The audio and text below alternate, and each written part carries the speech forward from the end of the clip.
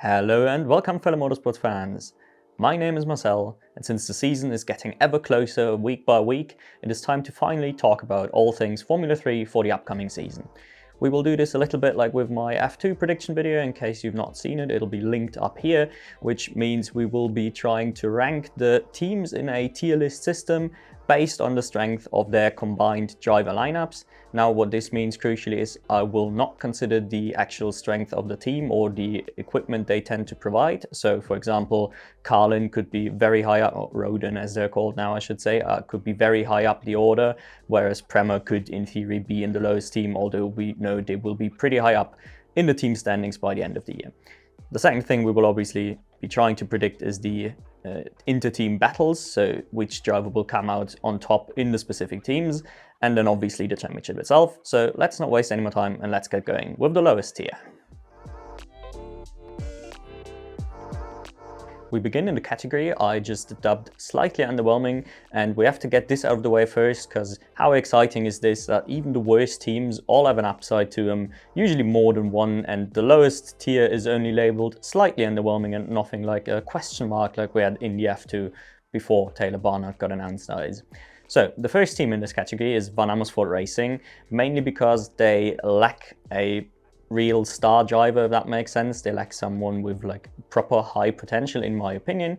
Their good drivers will be Sophia Flörsch, who is actually in the context of an F3 driver. I reckon she's pretty good, and hopefully, given what she could do in the PHM, hopefully she'll be fighting for points pretty often this season. At least that's sort of my expectation for her, and I do actually expect her to take this particular team duel as well. But it might be close, and it probably won't, like, she's not going to do any damage in the championship, obviously, just in case that was a question. Her main competition will be Noël Léon, in my opinion, the Euroformula Open champion, who, bit of a mixed bag. Obviously, this could go either way, but I do think he has got more potential than the third in the mix, Tommy Smith, who, I mean, unfortunately, he's not terrible. See, again, this is one of the great things about the upcoming F3 season. He is in contention to be one of the worst drivers on this grid, and I don't say this to be negative about Tommy Smith. I say this to point out how fucking amazing this grid is this year. So, yeah, if he's your worst driver, then you've got a pretty decent team going already. Now, in a similar category, we've got Genza, where I think they're probably the worst team on paper overall. Their upside might be bigger though than Van Amersfoort Racing, so you can rank these however way you want. I'm not doing inner tier ranking, by the way. So their big star potential kind of guy is Charlie Wirtz, who has been very hit or miss so far his junior career. He's been pretty good in a lot of things he's attempted, and then he's been absolutely abysmal in his Fracker campaign this season, so I don't really know what to make of him. He's been impressive at Macau though, I want to say this, so at least it looks like he won't be entirely out of his depth in the F3 grid, so I do think he can do well. He should comfortably be the best guy in this team, and I hope that he can, if he clicks with the car, maybe can have a Bedrin-esque season in the Genza. Now, his teammates are Max Esterson and Matthias Zagazato, I believe, and both of these are unfortunately just not very impressive. Esterson probably the better of the two, but again, no massive upsides. He debuted at the end of last year and didn't really show much, so I'm just not really expecting anything, and I am ready to be positively surprised, basically. And a very similar story for Zagazato, where really the most interesting thing about this guy is that he's from a pretty unusual country for racing, and that's about it. He's nothing more than average in Fracker, which just probably won't cut it in F3. Anyway, let's move up to the slightly better teams now. Now we are getting to the teams that I think will be in the lower midfield in terms of driver strength, keep in mind. And the first in this category is actually PHM. I had intended to put them one tier higher, actually, when I still suspected Taylor Barnett might take up the second seed. But since it's been announced that this seat, in fact, will belong to Nikita Bedrin, I just had to put him down one tier, because while Bedrin is very good and easily the best guy in this team, he's not quite Taylor Barnett, and the rest of the team just isn't super strong. The other two guys in the team, Tazanopol Intrapuvazak, the guy whose name I just cannot pronounce for the life of me. Pretty cool driver, again, first of all, from a country with not that much racing history to it, so that's always nice to see. And then he's actually a very consistent young driver. He's been impressing in the Formula Regional Middle East at the moment, for example. So he's certainly not bad, but I wouldn't expect any major damage from him. And in many ways, a very similar story for teammate Joshua Dirksen, who again has been above average in Fracker, but not much more. He definitely, no matter the car, I don't think he would be in a championship fight or anything, but I think he can be a very capable rookie. I really don't know how to rank these two, so I'm just going to pick Intra Puvazak, because I don't know, I like him more, but there's really no good reason, to be entirely honest. Another team in the category is Campos, where they are actually, I believe, the only team with 3 returning drivers. Correct me if I'm wrong, I don't have time to think about it right now. But they've signed Olli Goethe, the new Red Bull Junior, who is probably the strongest in the lineup, although I do reckon it might be a close battle with Maury Boyer.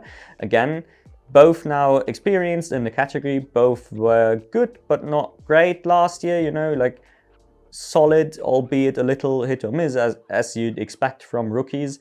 In many ways, Boyer might be the more consistent of the two, but I don't think the upside is quite as high. That's why I picked Goethe. If he can sort out his consistency, I think he's going to be the better of the pair. And then the third in this team is Sebastian Montoya, who unfortunately, aside from his name and the Red Bull affiliation, just has got nothing going for him. I don't know why he's on the grid. He should focus on sports car racing already. I think I don't know. I don't see the point of this project, so I don't really want to talk about it. Anyway, third team on this list is Roden, formerly known as Roden Carlin or just Carlin, which I keep getting confused with all the time. And to be honest, this was probably the most difficult team to actually rank, just because they've got 2 high potential rookies and a returning driver who's probably the worst guy on the grid with Pietro Wisniewski. Yeah, I can't pronounce his name, and it's not worthwhile learning it, to be honest. The other thing is, though, they've got Callum Voisin and Joseph Loke, so the two GB3 champion and runner-up, so the 2 championship contenders together with Alex Dunn. And both of these have shown great potential. Now, I think both of them are worse than Dunn, who we are going to talk about in a minute, fortunately. But at the very least, one of them should turn out to be good, if not both. So this is really a team that I could see going either way, to be entirely honest. Now, as for the ranking, again, almost impossible. I've got a feeling like Loke might be the slightly better of the two, but it's really, this is pick your favorite, honestly, and we will have to wait and see how it plays out. Next up, we've got the upper mid-tier teams, if I may call them that. And as I said, again, it's been really difficult to actually differentiate between all of these middling teams, if that makes sense.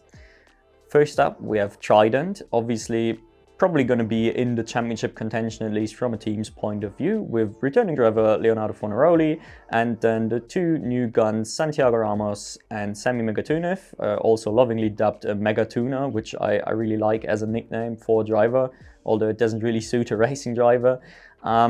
This is a really curious lineup. So first of all, Fornaroli, obviously he's shown a fair bit of potential. He's definitely not slow or anything, but I don't really know if I'd see him in championship contention, even if the car probably will have the ability.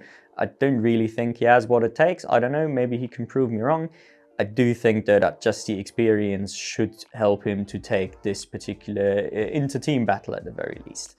Now, for the second place, and this is just quite interesting, this will be a bit of a battle of what happened in the off-season for me, because Megatunev and Ramos are 2 very, very different drivers.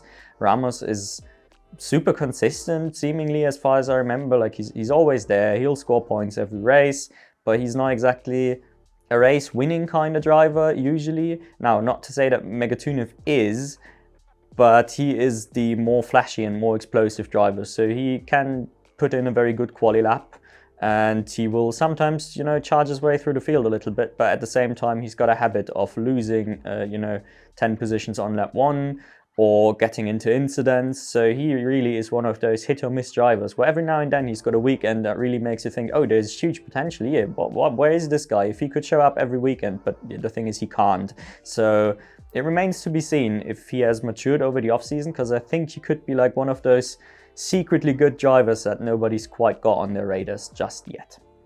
The second team in this tier is Art, and Art is one of those very interesting ones again, just because they really were nowhere last year all around. Now, they've got Christian Mansell, picked him up from Campos, and I think he is a comfortable favorite in this team. He's shown great performances in the second half of last year, he's shown great performances in the Formula Regional Oceania this year, so he is coming in a good run of form, and there's no real reason to believe that he will do worse than this, basically. Now, he will go up against Lawrence van Eupen, who this is his rookie season, so not super high expectations. He's a bit of a weird guy, where I have to say he's always been a little below my radar. Like, his placings in championships and stuff has been better than what I typically remember from him, so take this with a grain of salt, but I didn't rate him particularly highly. I don't know, he's just always been a bit anonymous for me. Not bad by any stretch, so that's why they are in this tier if he's the weakest link. And then the middling driver, also coincidentally the only not yet confirmed driver as of recording, not officially confirmed anyway, is Nikola Zoloff, who should have tremendous potential, but has been absolutely nowhere last year. So he is the big X factor. I think he could come back and like be an entirely different kind of Zoloff, in particular since Art elected to actually keep him on the team apparently if he's going to be the returning driver now, which all signs point towards at the moment. Then they must see something. Obviously, he's shown a lot previously. This year has really been a bit of an anomaly, and I do think he's got the ability to come back. Will it be enough to push Mansell or actually beat Mansell? Time will tell. I think in theory he's got more talent, but yeah, so far I would have to give it to Mansell. Anyway, now let's move on to the really spicy teams at the sharp end. If you enjoyed this video so far, then please leave a like down below, it would really help me out a lot. And if you want to see more of this content in the future, then consider subscribing to the channel.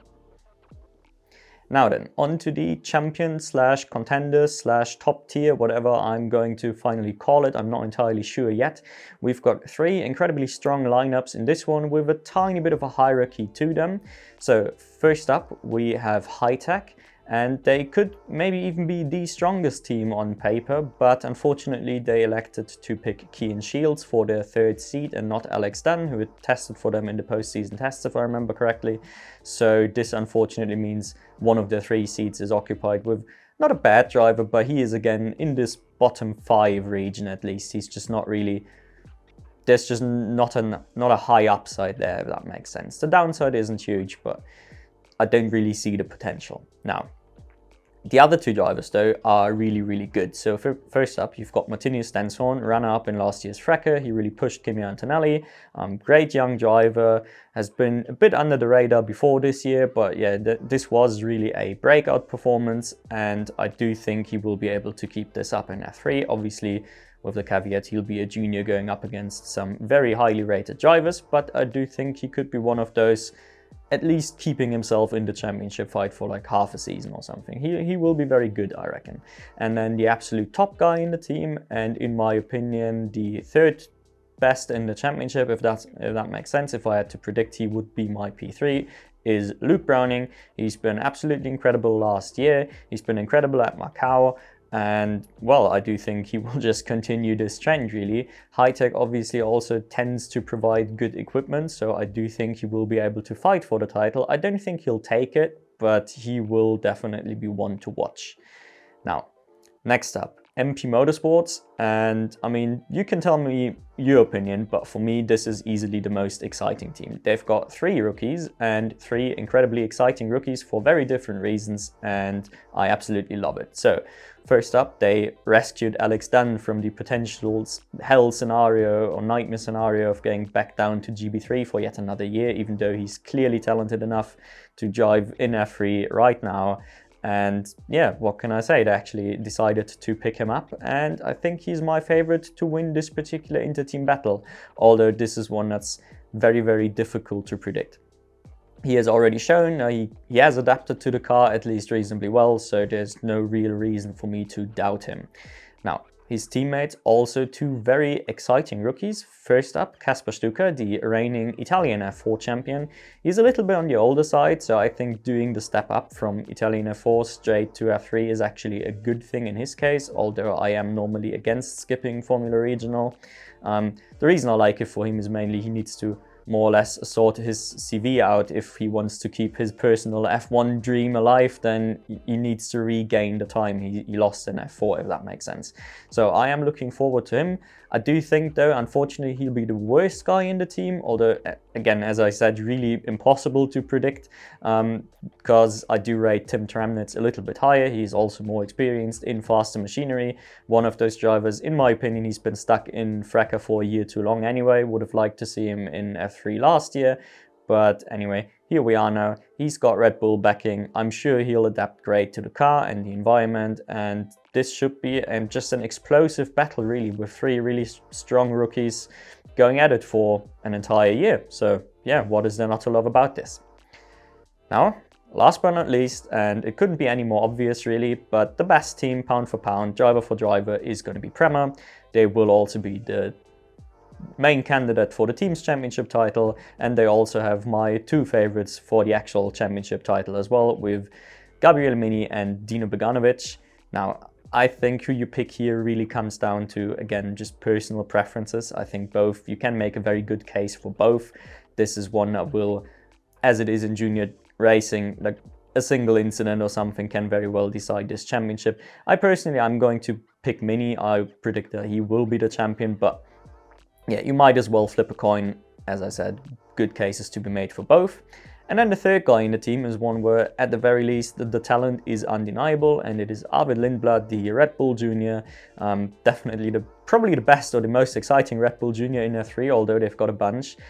But there's a caveat to it, which is that so far he's not been good in the post-season tests, which obviously it's post-season tests. It shouldn't really mean anything, but combined with the fact that he's also been quite lackluster in the Formula Regional Middle East, I think it's at least fair to predict that he will take a while to adapt to the car. I don't think he'll hit the ground running in Bahrain, so he won't be in the championship fight. He could look a little bit bad, but then again, it shouldn't really matter. He's skipping FRECA.